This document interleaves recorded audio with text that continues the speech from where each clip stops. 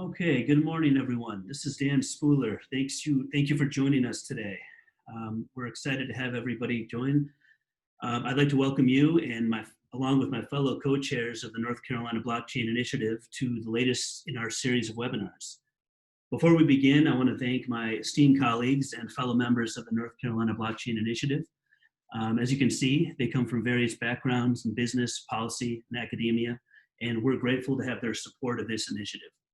And we're also thankful to Lieutenant Governor Dan Forest and his team for having the foresight and leadership in seeking ways in which blockchain can help influence the future of economic development and efficiencies for the state of North Carolina. For today's presentation, if you have questions, we're going to have a Q&A session at the end, the final 10 to 15 minute mark. But in the meantime, we'll keep everyone muted during the course of the webinar to ensure there's no interruptions.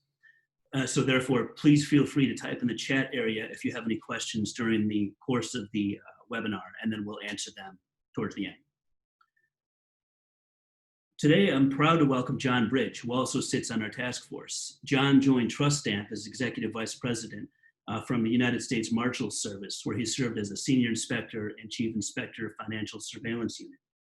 His experience encompasses the private sector with many years of working with investigators from Fortune 500 companies, and his expertise includes fraud detection, digital currency, and cyber investigations, as well as operational risks and controls. So without further ado, allow me to pass this presentation over to John, and welcome. Thank you, Dan. So I guess we'll get started. Dan pretty much already introduced me. There's a little bit more in depth on my background with Bitcoin and blockchain. During my time with the Marshals Service, we set up a unit called the Financial Surveillance Unit. I see that Al Rios was scheduled to be on this call. I'm not sure if he's on yet or not, but Al was one of my partners in the early days of setting up the Financial Surveillance Unit. And one of the first technologies that we started looking at in terms of emerging technology in the fintech space was Bitcoin. We did our first training on Bitcoin for the IAFCI in Charlotte, North Carolina in September 2011, and continued to look at it since that time. So we've had a lot of exposure, I would say more breadth and time than depth, but I have had some experience in this area. The company I work for is not a blockchain company per se. It's actually an identity company. The blockchain technology or distributed ledger technology is within our stack of tech that we can deploy our technology on. So the idea behind blockchain was to solve the Byzantine generals problem, something that those of you that have been in the space a while may be familiar with. And the Byzantine generals problem basically states that you have two generals that want to attack a kingdom, but neither of their armies are strong enough to overtake the kingdom themselves. So they have to coordinate their attack to attack from two different sides at exactly the same time. So how do they create that trust without advising or letting their plans be known to the king? If they send messengers, how do they know that that messenger wasn't intercepted by the king's men and then turned into a spy? So the two areas that are addressed with this, with the distributed ledger technology are security and privacy. So the security comes in the blockchain. It's a secure system using encryption, and then the privacy comes in the fact that using a public key and a private key, you're able to create pseudonymous identities that can be used in the blockchain. So how do you add that identity component into the blockchain to create financial inclusion or societal inclusion? A lot of things, because the blockchain was created specifically to be pseudonymous, there are certain situations where the concept of being able to prove your identity either directly or through a zero-knowledge proof makes sense. So the TrustAmp technology creates a unique, irreversible hash tokenized identity. We have a process called the EG hash that converts mathematically a biometric template, and it creates a 512-byte token, and that token can be used as a zero-knowledge proof to either verify an identity or also to do a one-to-N match of an identity against a database. It facilitates secure interoperable identity proofing anywhere in the world, online and offline. And this is where blockchain comes in. It can operate offline, either in a distributed ledger, blockchain, or mesh network of some sort. So our vision at TrustAmp is a world where secure, trusted identity is a universal human right, empowering opportunity and access, and technical interoperability facilitates an open ecosystem. Those are a lot of fancy words to basically say that there are parts of the world, to include the United States, where people are unbanked and underbanked. I believe in the United States, it's about 20% of the population don't have access to a normal bank account. So the whole concept of Bitcoin and cryptocurrency was built around an idea that you could have peer-to-peer transactions. Obviously, with this type of system that's a financial system, it's important that we have a regulatory framework in place. Within that regulatory framework, it's important to note that recently the travel rule went into effect in June of 2020. And the travel rule basically says that virtual asset service providers, which are basically digital money service businesses, are required to comply with the same regulations as two banks that are exchanging funds between accounts. So this adds an element of trusted identity into the digital network. So having a system that can create digital identities that are secure still is a challenge. The TrustAmp version of that is to tokenize the identity and then do the identity verification through a zero-knowledge proof. There are some other structures for that are out there. There's plenty of reading on that particular topic. It's a pretty hot topic right now. So within this space, we want a secure and trusted identity for all people. In Africa, we are assisting MasterCard in providing identity for people that don't have traditional identity documents to allow them access to healthcare. So this is an area where you sort of need to have identity established to prevent over-immunization or other issues that go along with healthcare with a poor identity system in place. It creates opportunity and access. Again, the identity component creates access for people who need to have an identity established to be able to take advantage of the security and privacy of a distributed ledger network. And then a barrier-free global exchange goes to the idea that we can, we are in a global economy, and let's take Africa again as an example. You have a lot of people from Sub-Saharan Africa working in Europe or even other parts of the world who are sending money back to their hometowns at high rates of exchange in order to be able to send that money. So cryptocurrency allows a less expensive way for financial exchange. So why identity matters in distributed ledger technology. Farouk and I had a conversation about this recently. We were talking about the ways that identity can take advantage of blockchain. I'm also going to look at ways that the distributed ledger or blockchain can take advantage of identity, because the two work both directions. So when Bitcoin first came out, it was an anonymized decentral value exchange system. The idea was that it would be peer-to-peer and probably maybe not regulated. Obviously, that wasn't going to fly. Luckily, the powers that be, the people that controlled the keys within the networks, decided that they wanted regulation, which is great. It weeded out a lot of the bad actors. We see these processes that go through over time. There have been different issues around the maturation of distributed ledger technology. We had the ICOs, we had all of the junk coins that were being issued. And as these new processes evolve, then the regulations struggle to keep up. Obviously, around 2017, when we saw the peak of the ICOs, the SEC stepped in and kind of started regulating that space as well.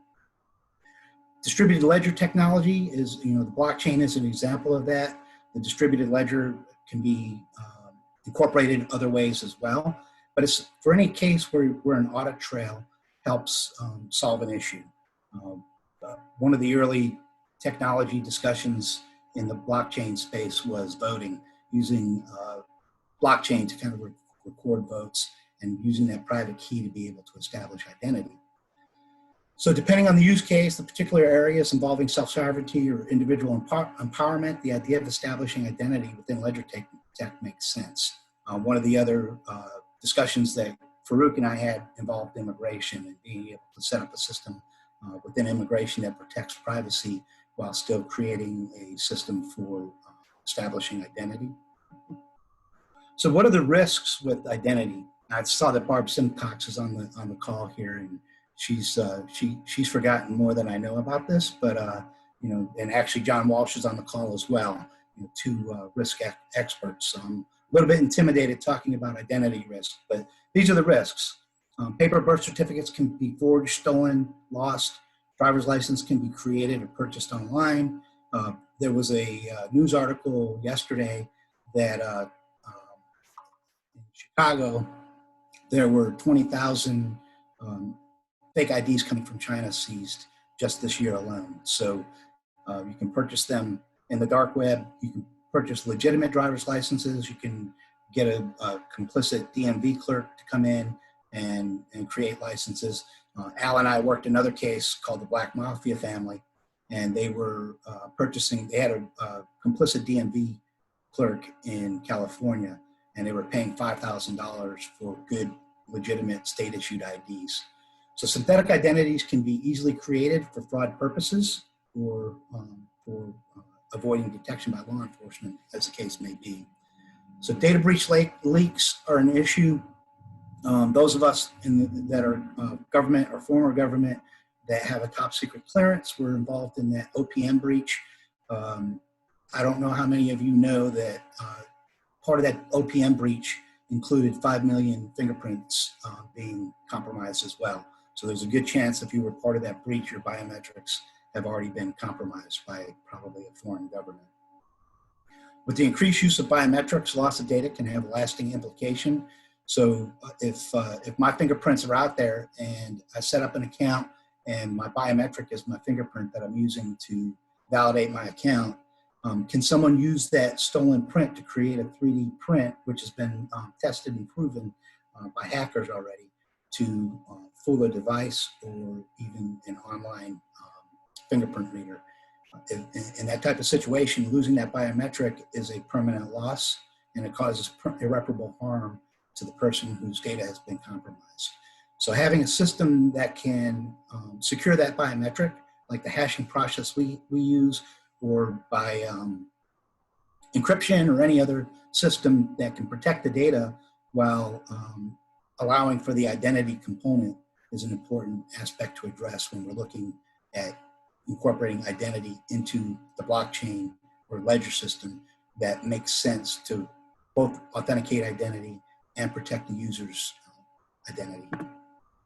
So these are some use cases I want to talk about: digital certificates, digital prescription management, healthcare, mass evacuations, and age verification. These are all use cases that I've been working on within TrustStamp that have a ledger component to them. So digital certificates, MIT already issues digital diplomas. So you get your public and private key, you're able to access that diploma, which is great. You know, now I can go in with my private key and say, hey, look, I've got a degree, and I can prove to an employer that I've got a degree. You can digitize any asset. You put your birth certificates, marriage certificates, professional licenses. So the question becomes, how do you authenticate the person who digitized that asset? Because I can make a fake birth certificate and then stick it in the blockchain and say it's a real certificate. The only thing I can really authenticate is that it was placed into the blockchain at this time or date. And you know, we can go back and kind of prove that portion out. The other part is, how do I prove that the person named in that license, certificate, diploma is me? So the system has to be set up to allow for a digital identity to be incorporated into the document authentication, so that you can compare the person and the document and have a validation of that document. So for instance, if MIT were to take my student photo and convert that to a hash and stick that hash into the document or into the record of that document. Then I could later validate that when I present that document, I could scan my face and provide a digital zero knowledge proof to the person I'm presenting that document to, that it's a valid document and that it's me that's in that document. So the private key is adequate for verifying ownership, but the key could be compromised, or it could be, the source of the document could be invalid. So those are all considerations that need to be put into effect to make a digital certificate hold value from the identity perspective. Digital prescription management. In 2010, DEA authored e-prescriptions that allow biometrics to be one of the multi-factor authentications, but it's not used very often. So earlier this year, DEA issued a request for feedback on why the system's not being used, ways it can be improved, and kind of looking at incorporating this as a better way to control controlled substances that are being prescribed. So a source for compliance on this would be Ledger, because with the Ledger, as a doctor, when I'm first enrolling with DEA in the program, I can send my documents, which have been authenticated already, to DEA to get my, basically my digital license to be able to prescribe. That license would then be revocable by DEA because it would be tokenized. So they could revoke that token if I either, the date's expired without me renewing, if I were sanctioned for some reason for violating the law or the rules around the system, then that prescription, that token can also be issued to participating pharmacies. So the pharmacies would be tokenized, and the doctor would send the prescription to the pharmacy, and that prescription itself would be tokenized to the person that's allowed to use the prescription. So it'd be a spent token. So the token for the prescription would be revocable once it's been filled. So that token would be viewed as spent. But DEA can go back through that ledger later, and they could pull it up any way they wanted to. They could look at it by geolocation. They could look at it by pharmacy, by physician, by patient that's spent the tokens. And they could even look at trends on which prescriptions are being facilitated more or less, what are not being actually picked up at the pharmacy, whatever type of analytics they wanted to do on that, they would have that ledger to pull the data down. So they would have full visibility for audit. They can track by doctor, pharmacy, et cetera. And it would give them greater control over that entire ecosystem for controlled substances. For healthcare, again, it might incorporate that prescription concept, but some of the pain points with prescriptions, imagine if I go in to receive healthcare, I'm using a stolen identity. So I want to be able to access healthcare. I have to use a real person's identity because I'm using their insurance to get the whatever assistance I need, and they type me with a different blood type. And at some later point, the real patient comes in and needs some sort of service. They could be given the wrong treatment based on the fraudulent use of their insurance information. And sometimes that can be complicit. The person intentionally sharing their insurance information for a family member who may not be insured, but it can create a lot of problems down the road. So adding a biometric or identity component to a ledger and then using that ledger to manage the patient records would create a lot of opportunities. It could be used in situations with, imagine COVID, you'd be able to actually look at some of the diagnoses and other issues surrounding the actual treatment and not the person. Because it's a zero knowledge proof and it's tokenized, you might be able to see spikes in different types of illnesses based on if this were to be reported through a system set up with FDA, for instance. Mass evacuations. A couple of my colleagues from the Marshal Service may have been at Katrina, as I was, and there were a lot of issues. One of the big issues that we were faced with the Marshal Service was locating all the sex offenders that had been pulled out of New Orleans and other areas and sent randomly out to different locations. Another big issue was the separation of families. Because of the rapid development of events, families were separated, and it took a while to get families back together. So one of the ways that you could use a ledger with a digital identity or a tokenized identity would be to track benefits, track sex offenders, and do family reunification. So if I'm a first responder and I've got an app on my phone as people are loading on the bus or as I'm pulling them off the roof into a helicopter, we can take a photo. That photo is turned into a template, a token, and it's stored on a ledger. As that person travels through the system, so they're taken to another place, let's say they're taken to the Superdome. As they enter the Superdome, their photo's taken again, it's tokenized, it's matched to the previous information, and you start this trail of information for that particular person. So if a parent has lost their child, they can give in a photograph, which is the most likely biometric they're going to have in their possession. That photo can be scanned and checked against the database on a zero knowledge proof.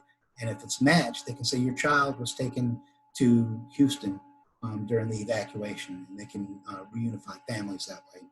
The other thing that you can do with this type of system is to create a gray list. A gray list would allow you to tokenize a database like sex offenders, criminal convicts, or anyone that you would be concerned about that you would want a database to check against. In this way, if a sex offender showed up at the Superdome, you tokenize their image, it goes against the sex offender gray list, and it says an alert that this person needs to be separated from children or some other segregation to allow for protecting the public during a mass evacuation while still respecting the privacy rights of the individuals. This would allow, a ledger identity could allow NGOs to correspond the response. One of the other issues that we saw in Katrina and pretty much every other major disaster is fraud. You know, people get the prepaid cards and they're just basically getting aid from every different NGO and agency that's assisting that they can. So this would allow you, when you're administering aid as an NGO, to tie in with this, again, with the zero knowledge proof. So you're not sharing any of your own data. All that data is on your own data tables, and then it's shared ultimately with FEMA so that they can look at the coordinated response. Age verification. This is really kind of an interesting area because if you go into a bar and you have to prove your age, or even at a restaurant and you're ordering a drink, you're sharing a server or a bartender or a bouncer. You're giving them your driver's license, which has your home address and a lot of sensitive data on there. Your date of birth's on there. Just with the information on your driver's license, there's enough knowledge-based authentication answers on there that they could compromise your account. So there's no reason why we should be providing driver's licenses to third parties to verify our identity. And this is an area where Ledger with an identity component makes sense. If I can give a zero knowledge proof to a bar that I'm 21 without having to show them my actual ID, this would be a good use of this technology. So in conclusion, the opportunities from combining identity with Ledger are endless. These are just a few of the areas that we're actually working on. We've had conversations about proctoring or virtual proctoring. Also, one of the other areas that have come up recently is a lot of medical visits have gone to an online interaction. So you could actually authenticate the patient's identity during an online interaction for medical services.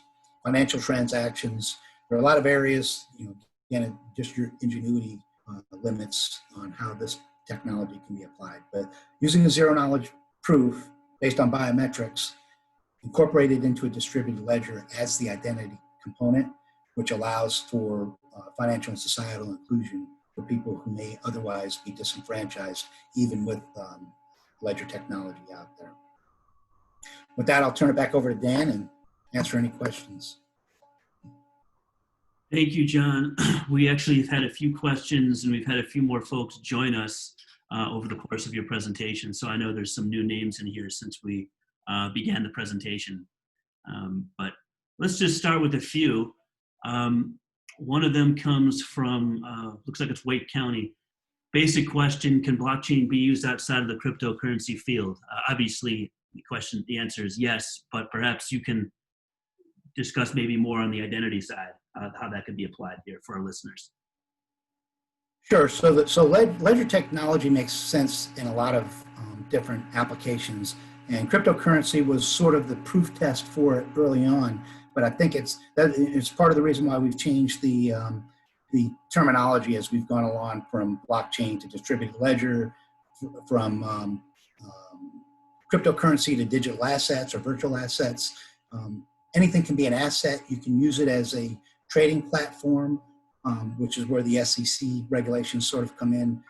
There's a concept called fractionalized trading, which allows you to trade fractions.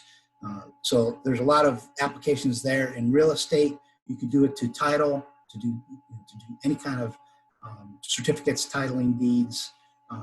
Right now, think of how antiquated our system is. When I got out of the Marine Corps, I was given my DD 214, and all of my veterans that are on this call heard the same exact speech.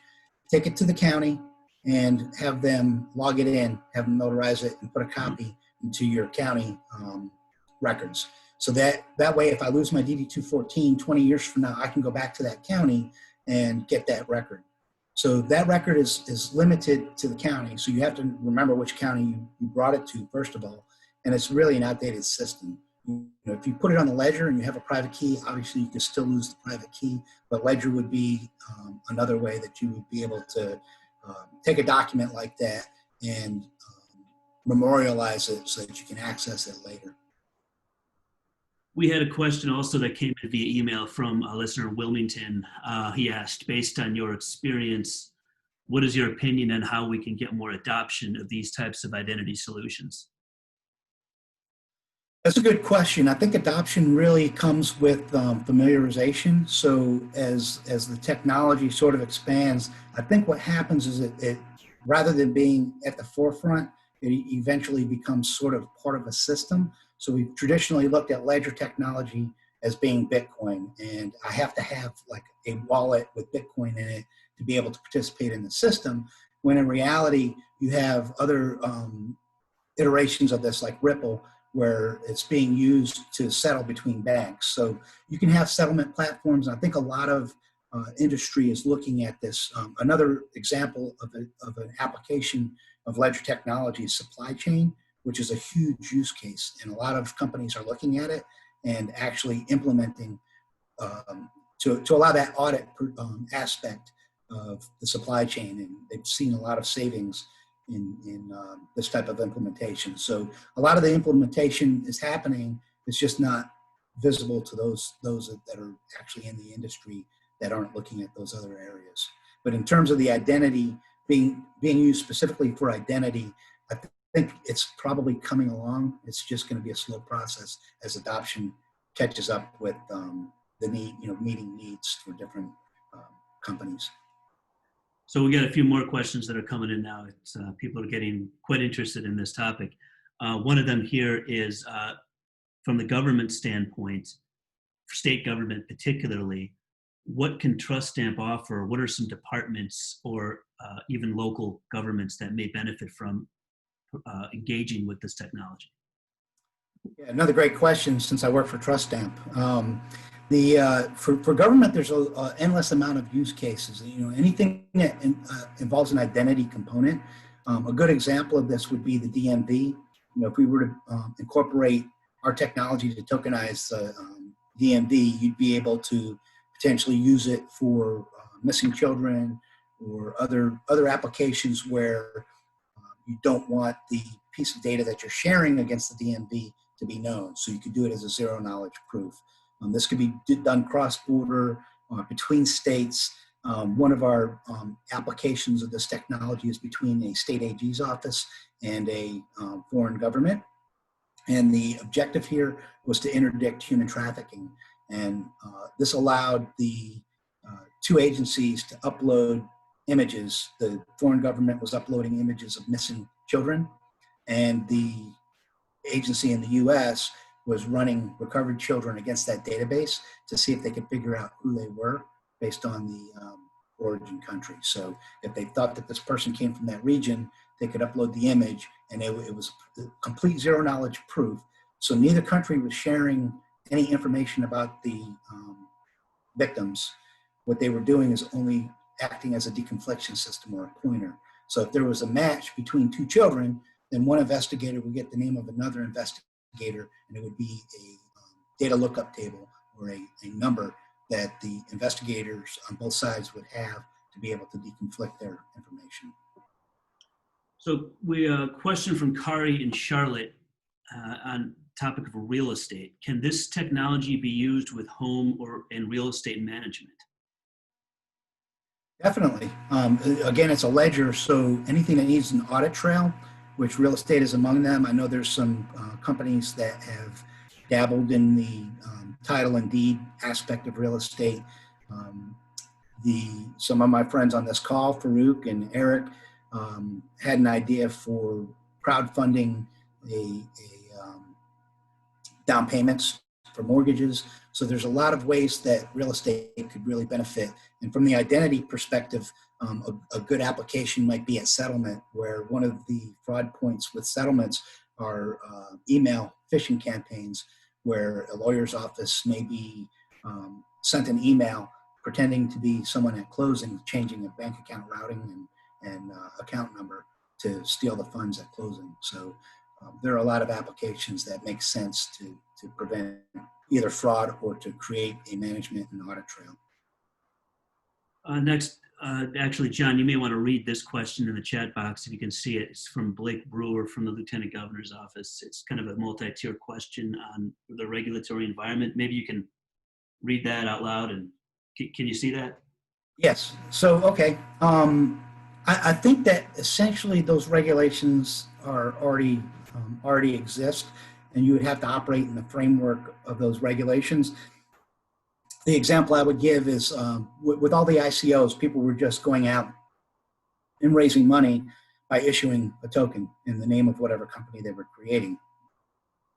That activity was regulated by the SEC, but it hadn't been actually delineated specifically. But the activity itself was regulated, even though the industry was not regulated. So I think that the existing regulations around that would sort of drive the situation. But I also, like for a bar specifically, I think this would be an opt-in situation where I don't want to show my ID. So if I was a third party, I would create a company that would accept, I would do the validation of an identity for a customer, potential customer, and then I would sign on with the bars to provide that zero knowledge proof. So then they would use my system to be able to connect that. There's probably a self-sovereign way to do that as well, but that type of situation would be opt-in. For securing a loan, that would fall under quite a few different rules. Obviously, you'd probably need the KYC AML component and all of the other banking laws that would apply to a normal loan would still apply. It'd just be in the way that you're actually deploying it. So in the instance where money's changing hands, there may be, this is maybe where a situation where the travel rule might apply. So the identity would still need to be passed, which would be more than just a zero knowledge proof. You would have to actually pass specific PII data. In a follow-up to the question earlier on identity solutions from Wilmington, he asked what agencies or companies are currently using blockchain-based identity solutions. So businesses, companies, and potential agencies. Do you have any insight on that you can share? So blockchain-based identity solutions, I think primarily the two components kind of fit together, and I think it's mostly within the KYC AML space for companies that are operating as virtual asset service providers. So Coinbase, Bittrex, Binance, all of those companies that are basically changing fiat to crypto or vice versa are collecting that data on identity because it's mandated by law. And it may not, for those companies, they're probably not putting that into the ledger, although they could. So it's not exactly a ledger-based identity system as much as a intersection of the two concepts. Yeah, and earlier, actually, the earlier question came in that I was going to get to that kind of ties into what you just mentioned about exchanges. The question reads, I understand that Bitcoin is a peer-to-peer currency, but as soon as I put my Bitcoin into an exchange, I'm jumping from a decentralized, deregulated domain into a financially regulated domain. Why is the exchange regulated? So I guess that's a question probably more on the difference between a decentralized exchange and a regular, Coinbase style or Gemini style. Yep. So the best way I would address that is to say I've got a $20 bill in my pocket, and if Eric and I go to lunch and he buys my lunch and puts it on his card, and I give him the 20, or I say I'm going to pay the tip and I put my 20 down, that's a peer-to-peer transaction, and the banking system and the regulators know nothing about it. Now, if I were to take that same $20 and put it into a bank account, then all of the PII regulations would kick in. So it's kind of like crypto acts in some ways like cash. When it's out of the system, it can be transmitted between two parties the way cash could. But when it's in the system, all of those regulatory compliance issues kick in. Well, that looks like it's the last question that came in. If anybody else has any questions, feel free to enter them now, or we can connect you with John afterwards. But John, in conclusion, would you be able to just tell us what's the future with TrustStamp? I mean, how's the organization going? It seems like there's a lot of growth and there's a lot of promise in this sector. Yeah, definitely. So TrustStamp just finished a $10 million fundraising round. So we're looking to expand. We're transitioning from that startup phase to a scale-up phase. So we're really looking at new opportunities. We definitely are focused on the financial and insurance verticals. But government, I'm actually EVP of government, so I'm always interested in the conversation with government. So for those that ask the government questions, feel free to contact me afterwards, and we can get that conversation started. But also within banking, anything that has an identity component where you want to protect the data, that's TrustStamp. So we're involved in. We have an NGO. We have a B Corp actually that's involved in some humanitarian focused projects, and then our government and primarily financial. So anything in that space, we're growing and we're interested in having conversations. And I see one of my friends on here that I've had conversations with in the past, and it reminds me to follow up with you after the call. Well, this was really, really fantastic, and I'm sure there are going to be other organizations and entities in your presentation. I want to thank you again for joining us today, John, and for all of our attendees, thank you as well. If you haven't already, please visit our website. It's ncblockchain.tech. It outlines all of our past webinars. We're going to be uploading this one on YouTube shortly. And feel free to send us an email at info@ncblockchain.tech. For ideas on future webinars, and any questions that you have from today that you haven't answered, we'll be happy to connect you with John directly. But again, thank you on behalf of the Lieutenant Governor's Office, Blake Brewer, Dan Forrest, as well as my fellow co-chairs, Eric Porper, Farouk Oxton, and Agnes Scamble. We appreciate you attending today. And thank you again for supporting the task force. Thank you, John. Thank you.